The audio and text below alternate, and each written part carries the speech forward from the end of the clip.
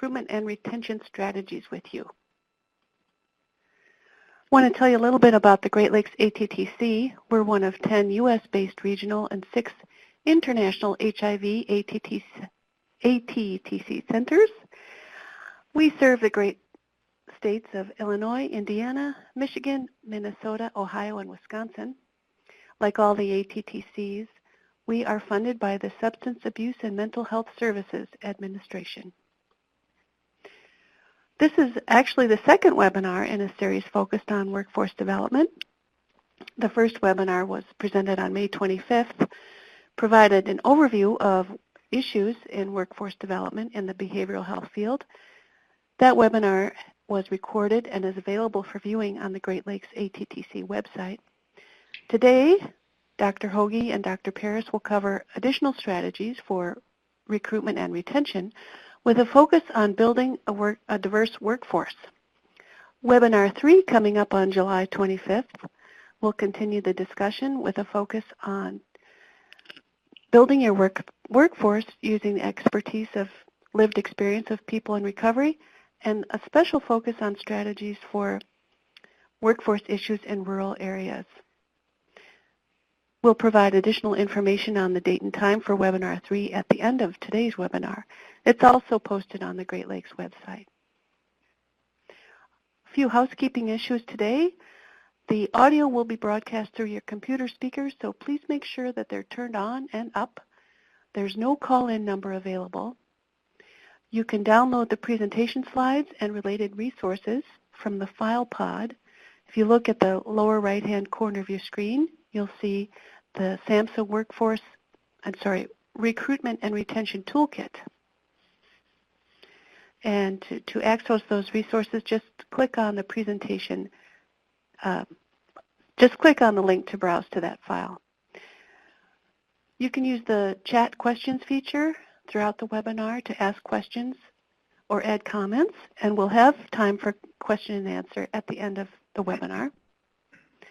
And we'll also share information on how you can obtain your CEU certificate after the Q&A. And about our presenters. Dr. Michael Hoagie was the presenter in our first webinar and will be a presenter in all 3.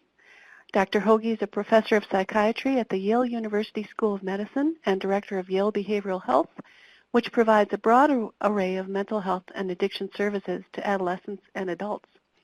Dr. Hoagie is a founding member of the Annapolis Coalition on the Behavioral Health Workforce, and he was instrumental in launching a national interprofessional effort to improve the recruitment, retention, and training of people who provide prevention, treatment, and recovery services for people with mental health and substance use conditions.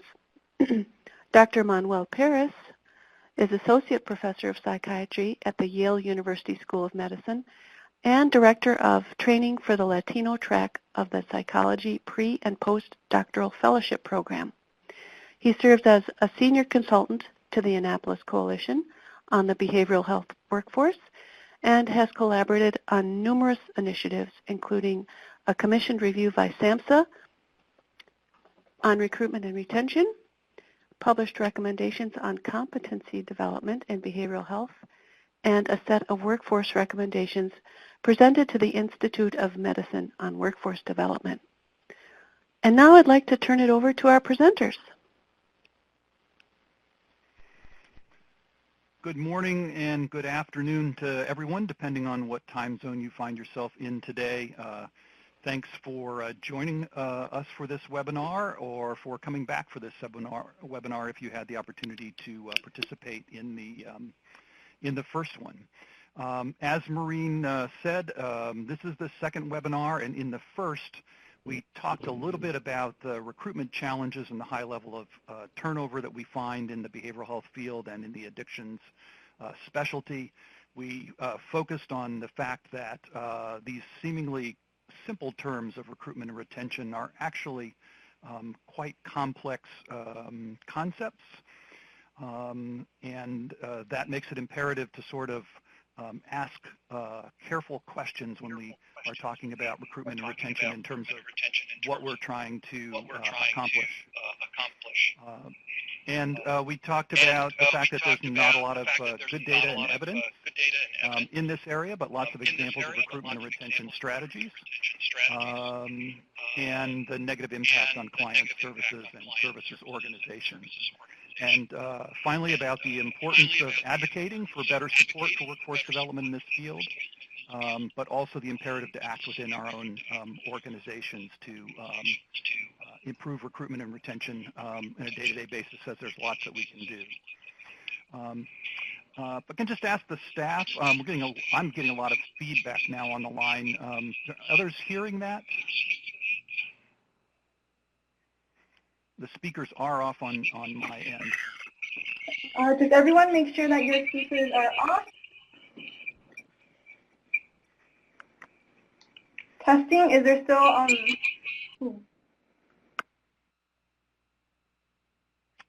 That sounds much better. Can you hear me okay?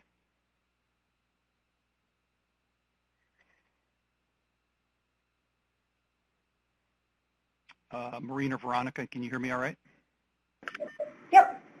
Okay, I'm going to continue on then. So for today, we're going to focus on basic recruitment and retention strategies, and then Dr. Paris will talk about strategies for recruiting and retaining people of color. And at the end, Maureen will take some of the questions that you've posed in the chat box, and we'll have an opportunity to respond to some of those.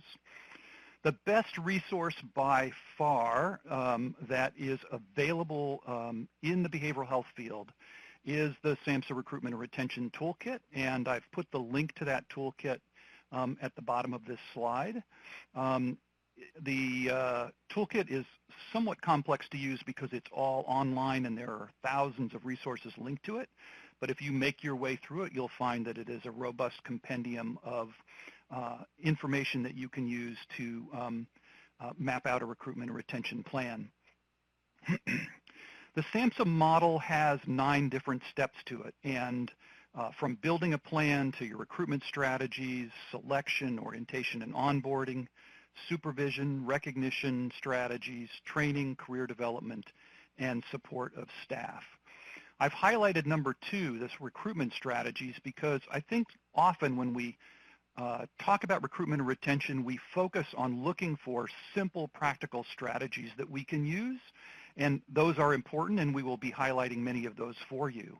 But what the SAMSA model outlines, and what other organizations that focus on sophisticated attempts at recruitment and retention emphasize, is that finding and keeping people is not a matter of using a set of simple strategies. It's about having a comprehensive approach to workforce recruitment and their development. And in fact, it is all of these other steps that you find here, number 4 through number 9, what you do with employees after you find them, that not only strengthens your workforce, but feeds directly into your ability to retain them in your organization. The other big takeaway that I hope you to think about is that being successful in recruitment and retention is not about using those handfuls of strategies. It is about being very intentional and systematic over time in finding and keeping a workforce, rather than being reactive in terms of trying to just fill a vacant position. I'm going to talk about some of the steps. I'm going to use the SAMSA framework as a structure around which to talk about this, but fill in lots of information from other places. I can't cover it all in detail, but I want to give you just a sense of some of the elements that you'll find in a comprehensive effort to think about recruiting and retaining. Step 1 is about building a plan, and item 1 here is a very important piece, which is that many organizations are concerned about turnover, but don't even do the basics of trying to collect data about their turnover rates or the satisfaction of their employees. So using data, collecting data, can be a very powerful first step in managing this issue. You then select your recruitment and retention priorities, either the positions, or you can focus on broader issues like diversity. And there's a lot of emphasis in the field of recruitment and retention about conducting a job analysis if you're focusing on a position, so that you can accurately understand the requirements of the position and convey those to prospective employees. And that then translates into your job descriptions and into your job postings and your strategies for then sort of looking for those individuals. There is a lot of stuff on the web that's available to you to help with this process, and here's just one example that I've pulled. SAMSA funds the Center for Integrated Health Solutions, which is all about promoting the development of integrated primary and behavioral health care. And they have within their site, which you see sort of posted here, 37 detailed job descriptions for all different kinds of positions and roles in integrated care arrangements. And things like this can be enormously helpful to you as you're trying to craft new roles, which many organizations have been doing around integrated care, or just trying to refresh the way you think about job requirements and job descriptions in your organization. Step 2 is about recruitment strategies, and some of the basics here are about knowing the law and staying within it, developing an ongoing marketing plan for positions as opposed to just posting and looking for people when jobs become available. There's a lot of emphasis in healthcare and in industry about not only online job postings, but creating a social networking presence for your organization and working over time to create a candidate pool with those strategies so that you have a pool of people to draw from when jobs become available. Hiring individuals with disabilities, sometimes clients within your own organization, and helping them grow into a employment role is something that is become quite popular within the field of behavioral health, and we'll be talking about that strategy in the third webinar. There's also a lot of common wisdom and lots of writings about recruitment strategies online and in the media. This is a document that just was published. This is an excerpt from a document that was just published a month ago by PHI, which is one of the foremost advocacy organizations, which centers on the direct care sort of non-degreed workforce. And here are some of the strategies that they outlined for organizations to pursue in terms of recruitment. Building partnerships with schools, colleges, or workforce development organizations in order to help create that pool of possible candidates. Emphasizing personal connections through job fairs, information sessions, or other community events. A major intervention strategy that's used by organizations, particularly those seeking a direct care workforce, is offering bonuses to current employees to bring people into the organization. And again, we see the emphasis on social media, both personal stories and employee reviews, to really foster interest in potential workers in joining the organization. Step 3 is about selection strategies, and you'll see some of the common themes that are used in the selection process, and we could spend a lot of time talking about each of these. But I want to just emphasize the realistic job preview concept, which is the very last one here. And this is the concept of affording potential employees the opportunity to either shadow a worker to get a sense of what the organization and the job are like, or creating videos that give a realistic job preview. If you're doing a lot of hiring, this is a very efficient way to give people a snapshot of what the work would be like.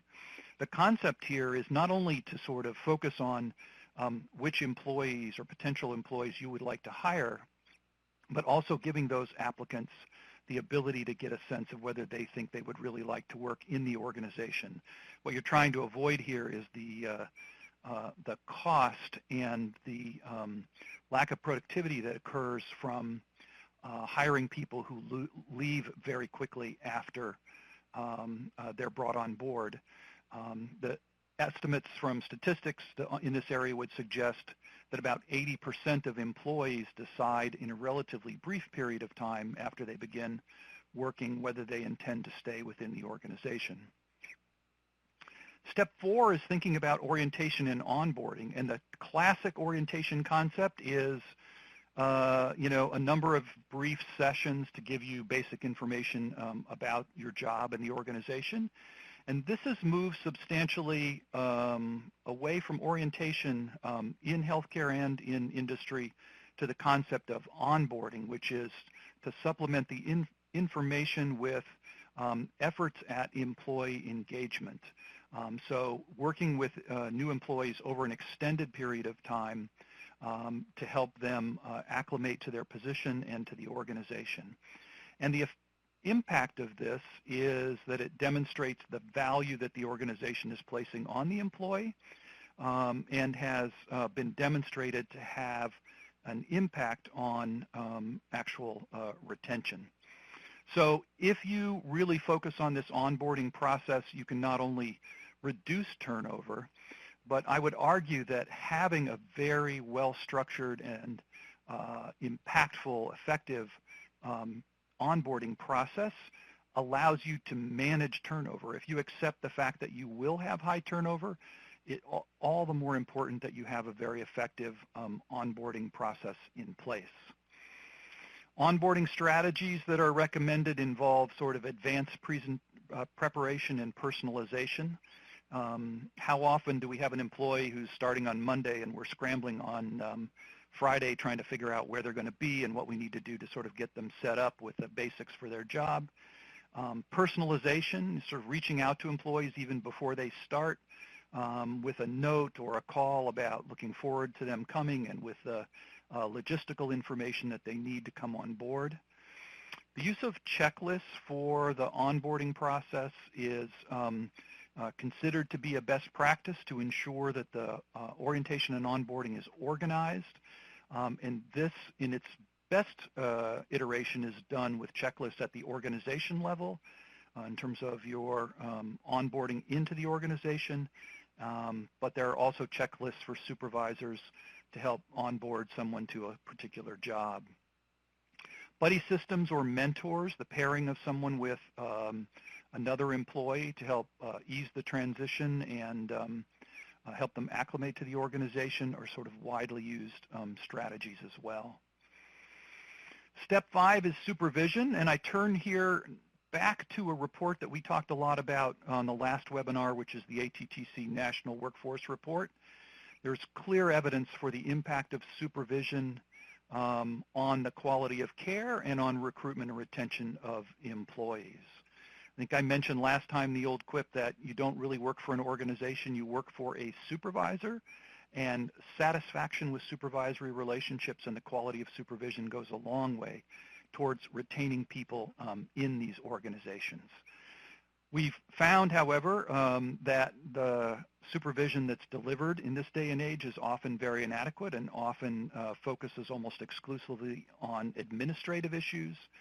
And a lot of organizations have replaced individual supervision or quality group supervision with staff and team meetings, which may seem like supervision at some level, but tend as well to function much more with an administrative sort of case management, case organization focus. The other thing we struggle with in this field is that supervisors may often lack competencies in the process of supervision or in the evidence-based practices that we want frontline staff to deliver. And so that presents a challenge for us and a workforce need, which is to develop supervisors as well. We have the Tip 52 on supervision as a resource, and there are other resources related to the tip. Supervision is a huge topic that we could spend a lot of time talking about as well, but the basic message I wanted to leave you with today is one from my favorite slide, which is this is too often what we have as supervision in our field, and it's not really supervision, it's more along the lines of what I call surveillance.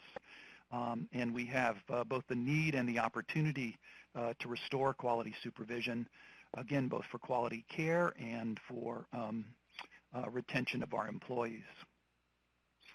Step 6 is about recognition, and there are really 3 different ways this is happening. One is personal feedback and thanks. A CEO or another senior leader in an organization sending a note to an employee recognizing some particularly good work that they did.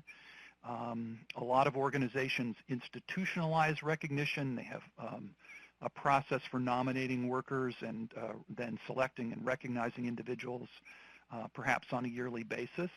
There's also some very cool things happening with recognition apps You can go online and find a variety of these, including some that are free. They allow employees to do things like give virtual high fives to another employee for helping them with a particular task or a particular act of good care that was given, and to recognize the work in that way. We don't have a lot of good research on this, or really much of any research in the behavioral health field, but if you look in other areas of health and industry, research has suggested that recognition has a demonstrated impact on engaging employees in the organization, keeping them connected, and also on productivity. And that brings me to one of the main points I want to emphasize today, and I'm going to do that using this quote from Lee Branham, which is that most employers believe that workers leave jobs for more money, but few workers actually do. If everyone left jobs for money, then we would have healthcare positions that just would be vacant at massive levels all over the nation. So money matters. If you have money, give it to your workers. It will help with retention. It will help with recruitment. But I think we overestimate the impact that it has and grossly underestimate how much impact we can have on recruitment and retention, and particularly retention with actions like this, that the power of thanks, for example, that are completely within our control and cost us little, if nothing, to implement. Step 7 is about training, and we could talk about this topic forever as well, but I'd like to emphasize 2 things that I'm really passionate about as recommendations. One is stop torturing your workforce with ineffective trainings. The evidence is very clear from controlled research that a brief lecture or a single-shot workshop of an hour or 2 will not change what your employees do. But it does take them away from the workplace, and it conveys to them that there's a better way to do their work than they're currently doing it, but that we don't really have the resources to provide them with full skill development in that area. And these can be very damaging in many ways. We know how to build skills. It takes much more time and attention than a single lecture or workshop. And I highly encourage you to take your limited training and staff development dollars and focus on true skill development using evidence-based teaching approaches. You will be able to train less people or develop skills with less people in this way. Your money won't go as far in terms of numbers, but it will be much more impactful in terms of your actual outcomes.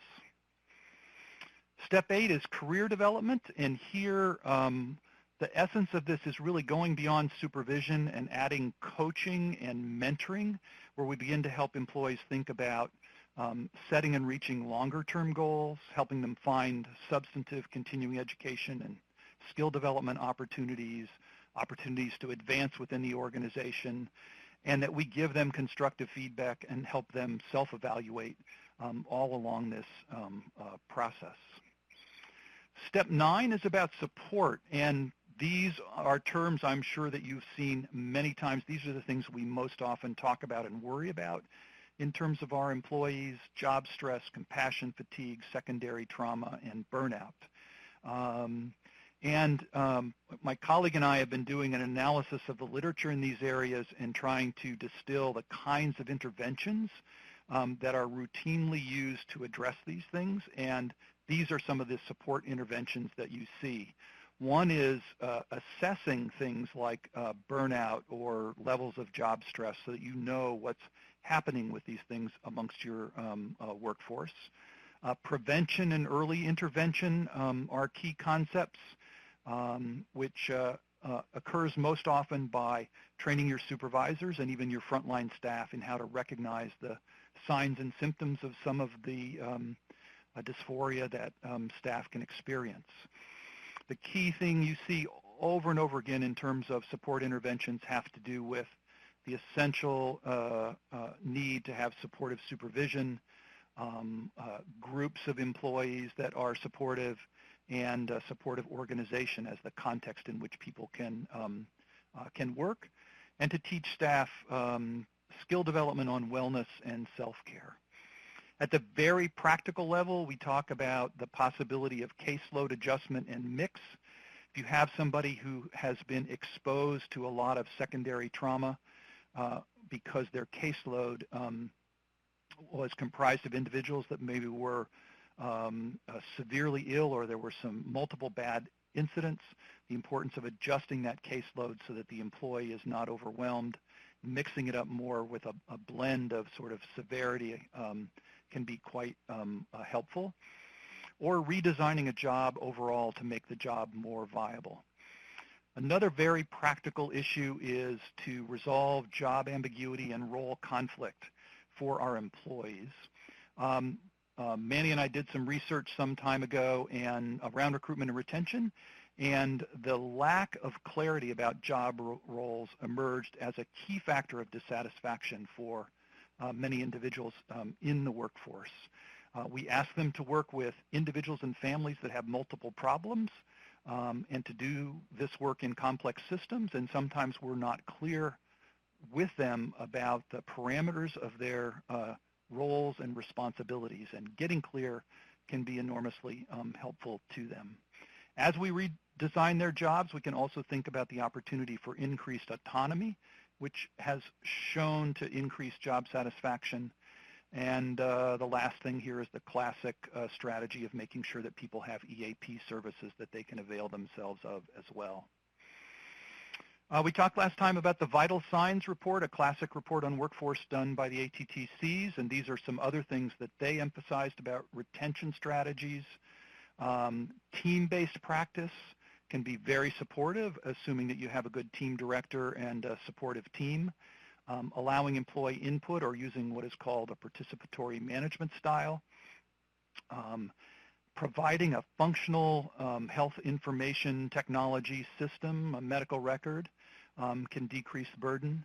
Another point that the Vital Signs report made was that you need an effective and sustainable program of services because it will create a great deal of stress for employees if they sense that the organization is struggling and that there are questions about its functioning and its viability. And the last, which I found interesting, was that opportunities to work and train with other sites and organizations is something that employees often value. The last thing I was going to touch on was the National Health Service Corps. This is basically a loan repayment program that draws employees into shortage areas and can bring them up to $50,000 over 2 years in loan repayment funds. 30% of the employees that are in this program are in the behavioral health field. It's the largest percentage come from behavioral health, so it's been very important to developing and helping to bring our workforce into underserved areas. They're also in collaboration with HRSA, 37 state loan repayment programs where the states put up money that's matched by the federal government. Just moving towards the bottom here, you'll see that there are about 22,000 employers that have registered to be part of this program. We've had 10,000 members participating and about 5,000 open positions that are posted. The last statistic here shows that people, once they're recruited into underserved areas, often continue to work in those areas after their obligation under this program is exhausted. The main thing I wanted to emphasize for you is this is sort of completely new this year, is that outpatient opioid and substance use treatment providers in rural and underserved areas are now eligible based on the fact that you provide those services. Traditional eligibility criteria typically involve comprehensive behavioral health services, but these new criteria for outpatient opioid and substance abuse treatment are hot off the press, and the application deadline is August 14th to become eligible to receive employees and offer them loan repayment through this program. If you search on the CIHS Understanding the National Health Service Corps document, this was developed specifically for behavioral health.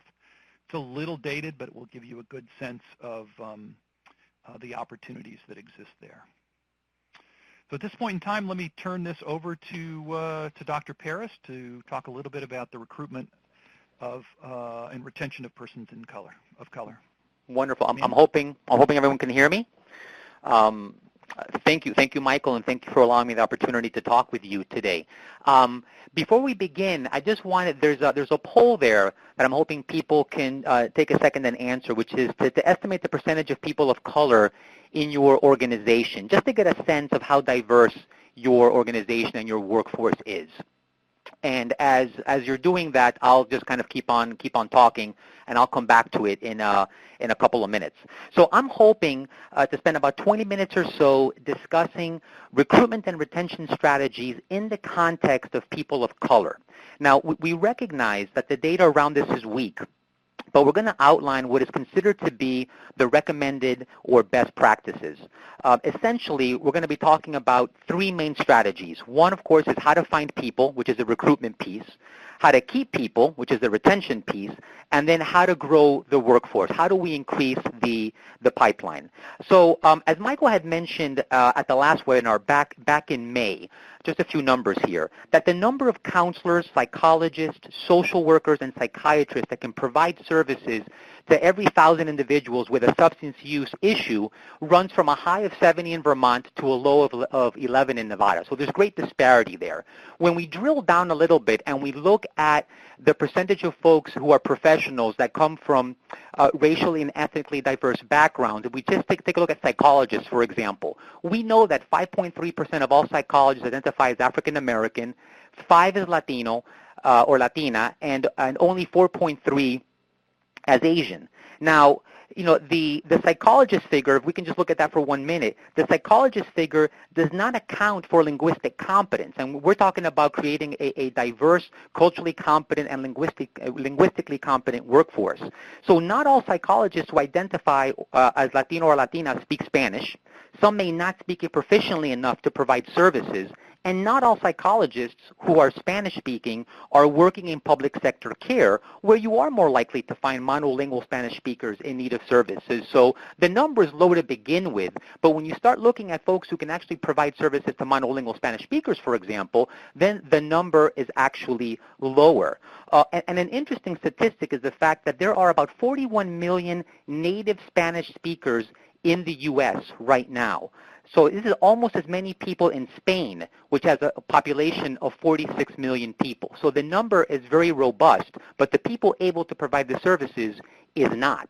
When we look at the addiction providers, for example, there we see that from 70 to about 86% of the addiction providers are non-Hispanic white, so overwhelmingly white, though we know that the people who are receiving services are not overwhelmingly white.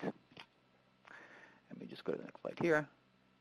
So looking at those numbers, for example, we know that 40% of admissions into publicly funded treatment programs are people from racially and ethnically minority backgrounds.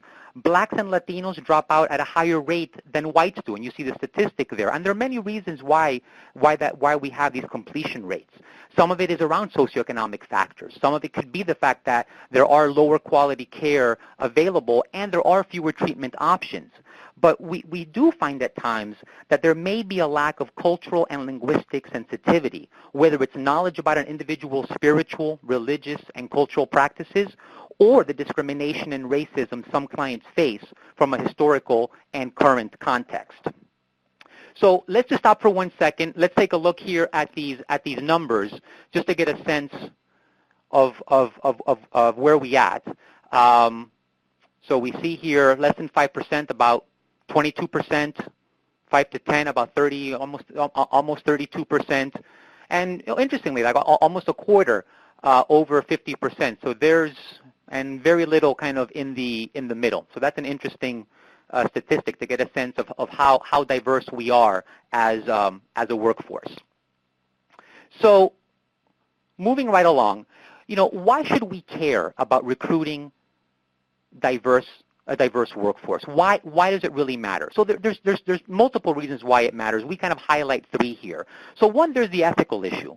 And we should be providing access to jobs and opportunities for advancement to individuals of color. People need to make a decent living wage. So that, from an ethical standpoint, it's important.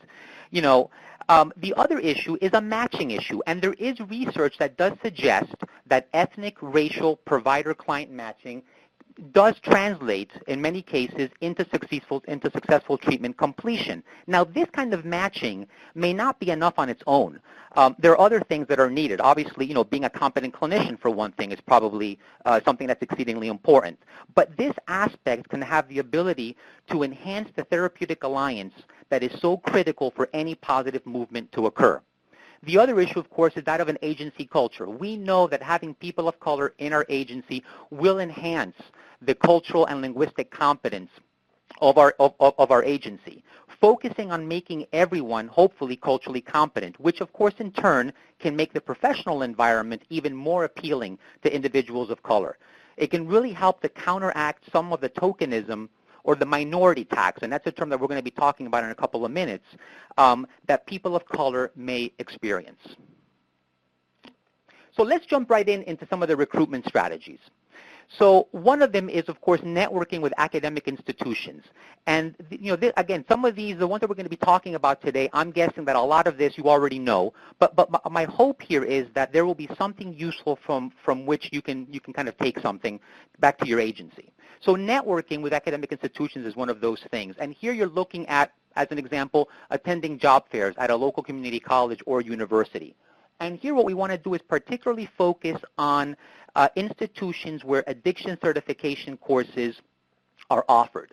So that's one example. Another one is, for example, I work at the Hispanic Clinic here in Connecticut, which is a state agency that provides services to monolingual Spanish speakers. And one of the things that we have done and have found great success in is in developing relationships with academic institutions in Puerto Rico. And from there, we have had great success in recruiting very, very talented individuals from there. So that can be another source, another place where you may want to consider networking and recruiting a talented pool of applicants. Now, when interacting with academic institutions, you're really dealing with the existing pool of people that are available. In essence, you're trying to get your share of the pie. And we know that studies from STEM tell us that it's really important to intervene early in the educational pipeline. So here, what we're doing is potentially talking about shaping the workforce. So we would advocate for going into high schools, for example, and in underrepresented areas, and really looking at educating guidance counselors or giving a presentation in one of the health classes, for example. And there you'll notice that you'll be talking to some students who will become first-generation college students. And these students will typically have less support, and providing them with information and options is really key to helping them shape their professional decisions. Another area you want to consider then, of course, is that of internships and practicums. Now, we found here in Connecticut that in many of the agencies that provide practicum and internship opportunities, these individuals will go on to hire the staff or these trainees once they've completed their training or they've graduated from their program. So this is a really good way to recruit motivated and talented individuals. The issue of paying for licensure or offering tuition assistance or providing some sort of certification or dollars for conference attendance, we know that this is not the highest paying field. So providing these types of incentives can communicate to the person that you care about their future professional development. And the same goes for providing a sign-on bonus for a special skill. So this can be, for example, for linguistic competence. It can be for a particular certification the person possesses. It can be for a proficiency in an evidence-based practice, for example. But the bottom line is, it is a recognition that they bring something valuable to the table. Something else to look at in terms of recruitment is dealing with the potential bias in the hiring process. Now, this can be a sensitive topic to discuss, but you know, it can be due, for example, to some sort of an implicit bias, and this is something that has been over the last couple of years talked about a lot. So making the issue of implicit bias part of the conversation is something that really is important. Recruiting continuously, we talk about kind of creating a pool. So if possible, you want to build and develop relationships with potential candidates. keeping them in mind for future openings and asking, asking existing staff to assist in recruiting from their own networks. So if you have the resources, for example, kind of offering a staff member a referral fee. If someone who is referred and hired stays on the job for, say, at least like 6 months, that can be a great incentive and a great way of recruiting talented people. And this is something that is commonly done in other sectors, such as in the business world. So you want to track who applies, maintaining a file of resumes and contact information for potential candidates from underrepresented groups that you can then tap into when there are future openings. Something else that's really important is this notion of providing culturally relevant mentorship and career ladders. This is probably one of the top issues for staff, along with supervision, that we'll be talking about in a couple of minutes. And there are different models on how to do this based on the particulars of your agency. But all of this demonstrates your commitment to diversity. The other thing to look at, finally, on the recruitment front is posting jobs on culturally relevant websites. I'm sure that you, as agencies, you'll post on LinkedIn, and there's Monster.com and Indeed and so forth. But we would encourage you to focus on some of these that probably, from a diversity standpoint, you may have some good luck in attracting a diverse pool of applicants. So sites like iHispano, the Hispanic Alliance for Career Enhancement Online, and so forth are good options that you may want to look into when you're thinking about posting your jobs. The same thing with the MFP job boards, and that's a minority fellowship program that we'll be talking about in a few minutes. But all the MFPs, whether they're on the addiction or the mental health side, all of them offer job boards where you're able to post your job openings, and you can actually probably access some really, really talented individuals by doing so. So let's switch gears now and spend a few minutes talking about some of the retention strategies that are out there. So one of them is really having meaningful minority representation on the various boards and committees of your agencies and organizations. And representation is key, as it is typically lacking in most agencies. So this really demonstrates that diversity issues matter to you. It will also have a positive influence on the services provided, as you will benefit from the unique experiences and the insights that these individuals will bring to the table. Along the lines, and Michael had mentioned this before, this whole idea of recognitions and awards. And this really, really does have an impact.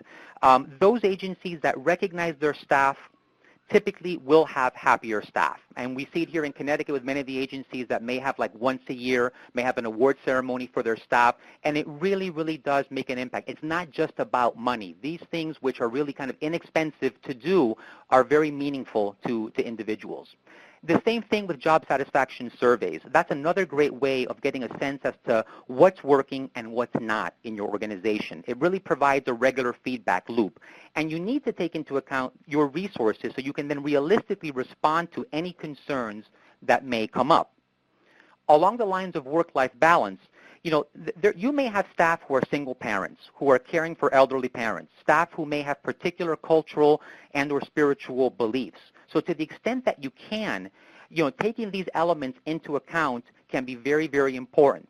And again, you want to maintain an ongoing evaluation of your efforts. You want to kind of track the effectiveness. And in doing so, you really want to integrate elements of diversity, of equity, and inclusion into the management and employee performance reviews and professional development plans, as well as you want to review policies that affect work-life balance and make changes to reflect changing family structures, home situations, and cultural norms. Again, all of these points demonstrate your commitment to diversity. Along those lines, we also want to focus on strengthening the culturally and linguistically competent care that we provide. Now, the first point here is around the class standards, and I'm sure that most everyone on this call has heard of the class standards, has probably read them, and maybe even implemented them in your agency. But the class standards will really help your organization reduce disparities, or for those agencies with a leg up that have already implemented it, it will help to enhance your ability to provide appropriate care. We know that there are 15 standards spanning 4 domains in the class standards. The principal domain is around the provision of equitable care. The second domain is around kind of governance, leadership, and workforce. The third is around communication and language assistance. And the fourth is around engagement, continuous improvement, and accountability. So as you can see, it's a very comprehensive plan. The other thing to keep in mind, very similar to the mentorship, is kind of providing multicultural supervision, and in many cases, supervision training. Because what tends to happen is someone is put into a supervisory role just by virtue of their tenure, their time in the position, not necessarily because that individual may be a good supervisor. So in many cases, you want to think about providing supervision training as well. But some of the best practices in this type of supervision include showing interest and respect for each other's unique culture, modeling and imparting multicultural competencies, and valuing ongoing culturally relevant professional development opportunities, just to name a few. Now, in the recruitment section, we spoke about a sign-on bonus. And here, what we're talking about is some type of ongoing compensation for a special skill. Again, it could be around language competence, some sort of certification, a proficiency in a particular intervention. And of course, you do want to discuss with your human resources department issues of equity when providing additional dollars for a skill. You want to have a good rationale and policy for why you're doing this. Now, all these areas will reinforce the staff member's commitment to your organization because you are committed to diversity. The other thing to keep in mind is continuing education. And there is a lot of continuing education out there, not only, and particularly from a culturally and linguistically diverse standpoint. So not only do we have the Great Lakes ATTC, but we also have the Northeast and Caribbean ATTC, the National American Indian and Alaska Native ATTC. All of these, and here's some examples of stuff on the left-hand side, all of these put on some amazing, amazing webinars and trainings on the cultural front. On the right-hand side, we have some examples of some other programs that are from across the country, summer immersion programs, certificate programs, Spanish language skills training, and these are all for working professionals. Some are webinar-based, some you have to go on site, some are free, some are, some have a cost associated with it, but there are no lack of continuing education opportunities available on the culturally diverse front. Like I mentioned, I work at the Hispanic Clinic, and we understand that finding competent professionals that speak Spanish is really difficult.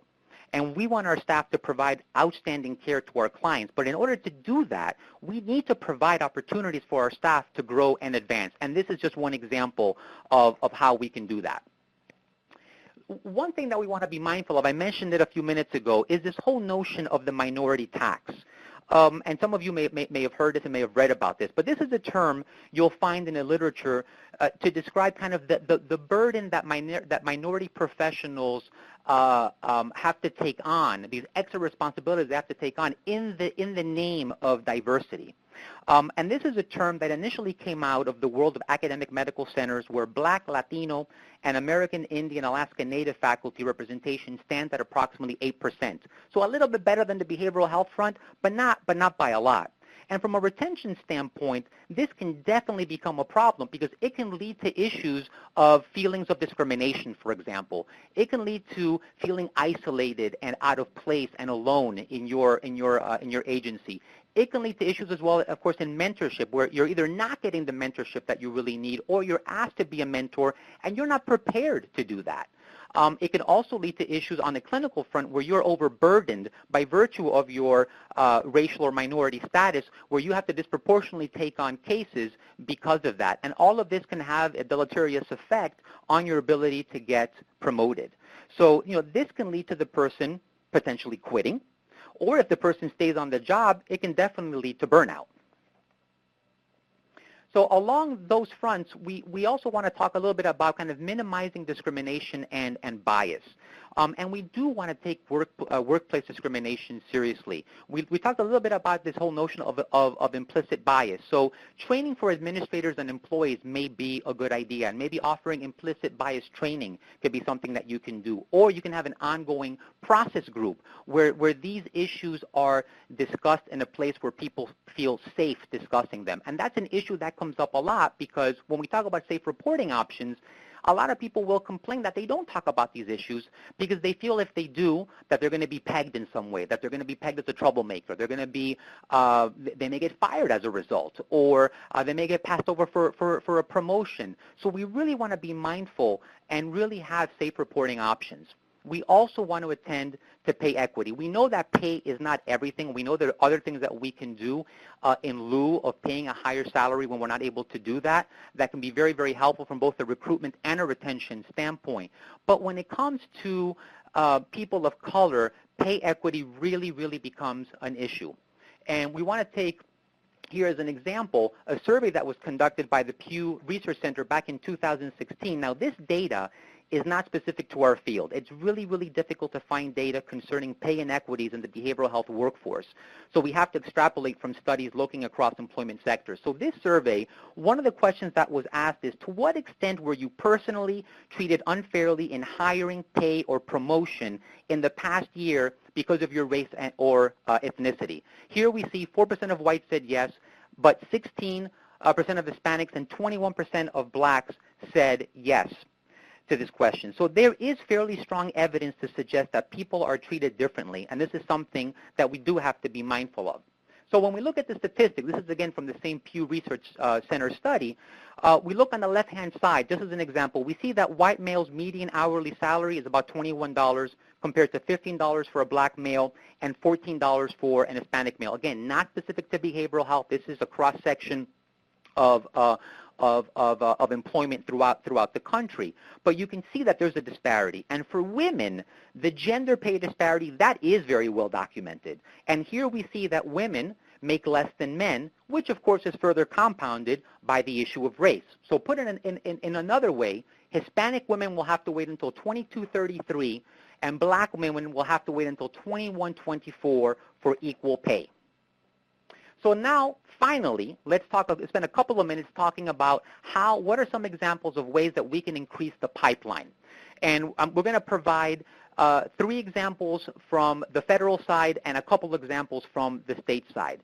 So here we're going to focus on the 2 MFP programs, the Minority Fellowship programs that are focused in addictions.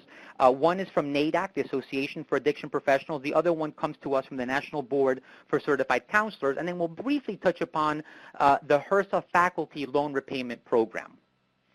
So what does the MFP provide? You know, in essence, the overall goal of the MFP is it's designed to increase the number of culturally competent master's level addiction counselors available to provide services to the underserved community. That's in essence what it does.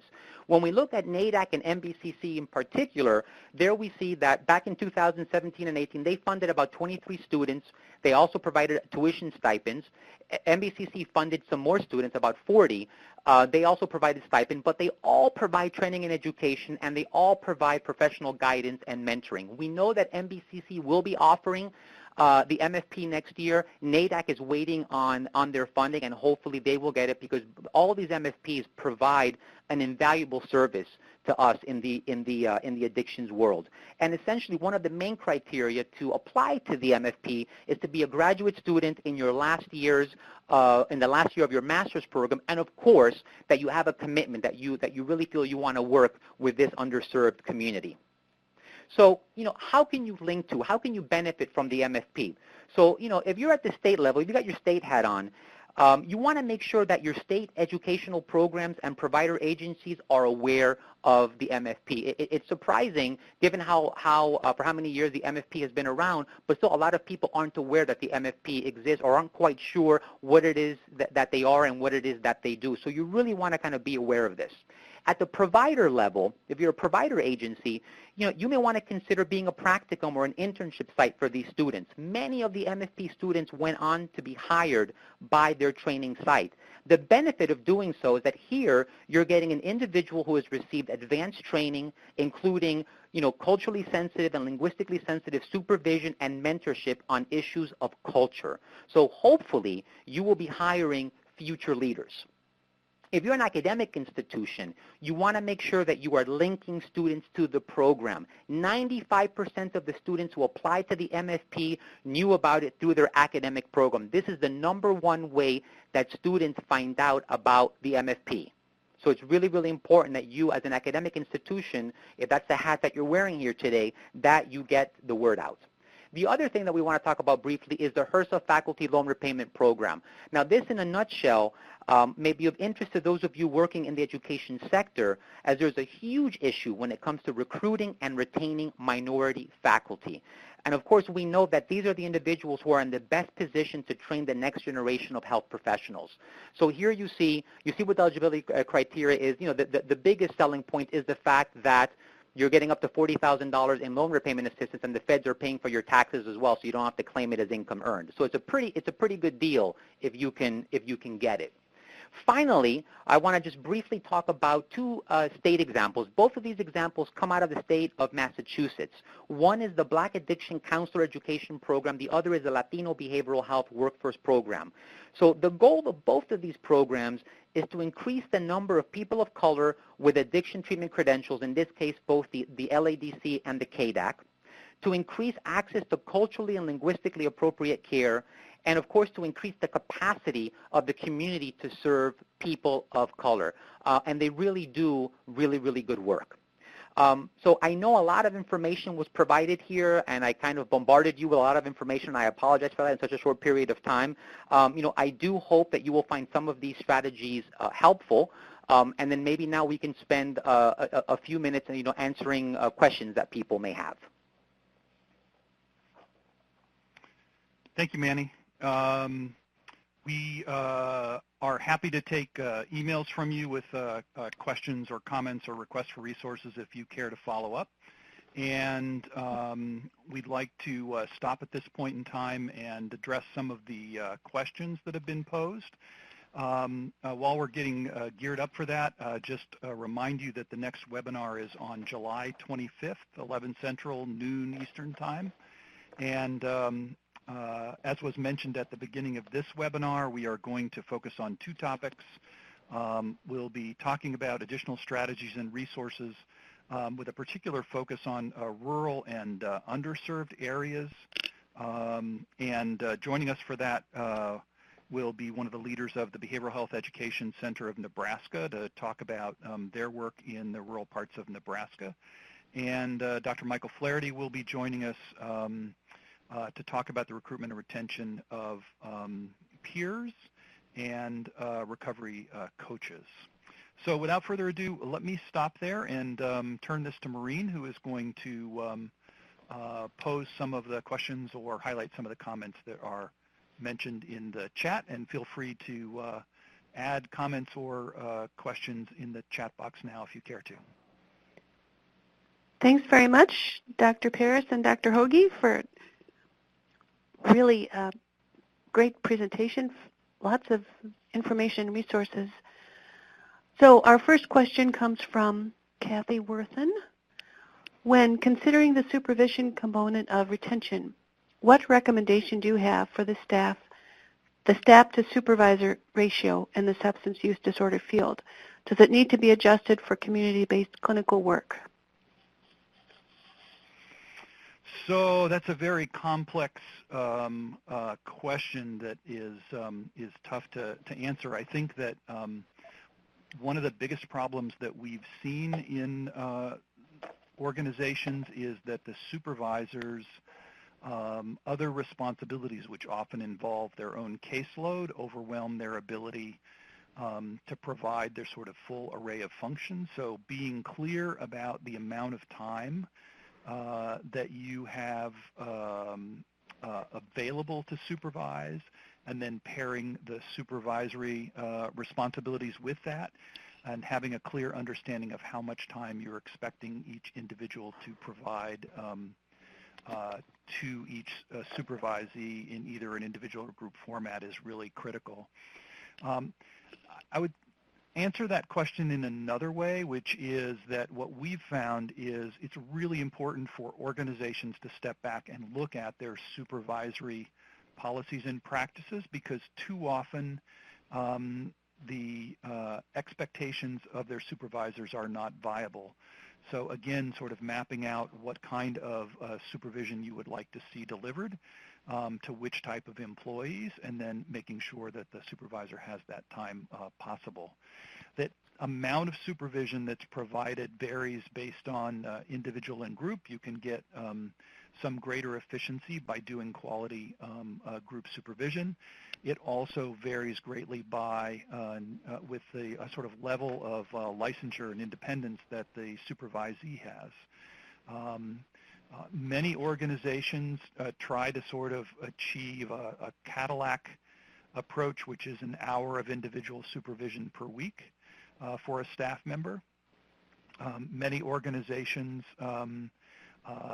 for supervising a licensed individual will try to make that an hour of individual supervision per month as the minimum requirement, and it varies anywhere in between there. There are certainly organizations that don't provide individual supervision on any frequent basis to licensed staff at all. So I'm sorry I can't give you a clear answer, but it's a very complex question. Thanks, Dr. Hoagie. We have another question that's come in from Melinda. When it comes to posting jobs on the culturally relevant sites, our recruitment dollars are limited. It seems like most of our candidates come from need-based on our sourcing reports. So are these other sites worth the cost of posting there? So yeah, that's a very interesting question. So I guess it all depends, right? So if you're having success with the Indeed website, for example, and you feel that you're getting quality candidates and you're getting enough quality candidates, to interview and fill the positions, then I would say maybe then that's fine. That maybe you don't need to spend the additional dollars on top of Indeed to post on some of these other sites. For us here at the Hispanic Clinic, we have our issue is that it is just very difficult to find folks who are monolingual Spanish speaking, and we also are running on a shoestring budget as well. So we have to be very mindful of where we put or where we allocate our dollars. So for us, we do more work around, we probably do less work around posting on those websites and spend a lot more time through kind of word of mouth. So looking, tapping into our existing staff that may have connections of colleagues that may be graduating or that may be in other jobs that are looking to switch positions. So that's one avenue, which is free. Again, we mentioned this whole notion of tapping into Puerto Rico, for example, and tapping into the universities there. And we do that not only in Puerto Rico, but we'll also tap into all the local graduate programs in Connecticut and in the tri-state area as well, and kind of connecting with training directors there as a way of trying to get quality people on board without having to pay a lot of dollars up front for either recruiters or for a lot of these job placement sites that charge a fee. So I think there's other ways where you can be creative, and I'd be happy to talk offline if you'd like about kind of the things that we have found to be successful that don't cost us a lot of money, and when we're still able to really kind of interview and recruit quality people who stay with us for the long haul.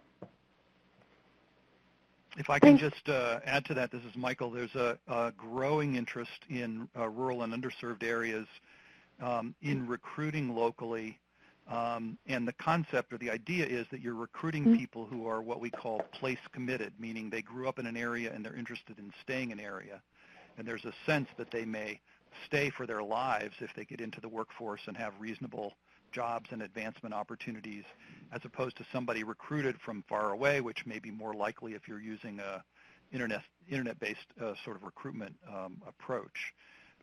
So there's a lot of power to recruiting locally, which would tap into sort of the word of mouth and connections with local educations. But as Manny says, sometimes that's not sufficient, and these other strategies can sort of then complement the more local ones. Thanks, Dr. Hoagie. Let's see if we have any additional questions coming in.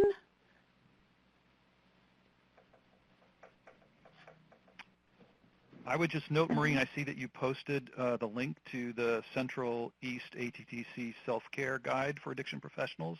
Yes. So just call the attention to folks if they did not catch that, that would be an excellent resource to take a look at. Yes, in the lower right corner of your screen, you'll see a number of additional resources that we've posted that were Dr. Paris and Dr. Hoagie mentioned in their presentation.